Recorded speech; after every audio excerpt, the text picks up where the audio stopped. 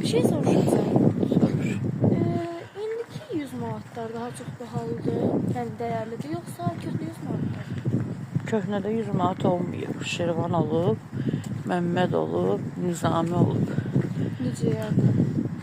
Bizim vaxtımızda pullar ancaq Şirvan, Məmməd, Nizami idi. Manatlıq yox idi, sonradan çıxdı.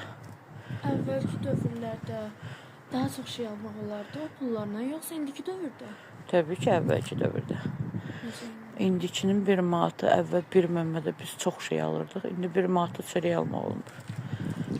Əvvəl çörəklər neçə manat idi? 20-30 qəpik. Bildiyimiz çörəklər.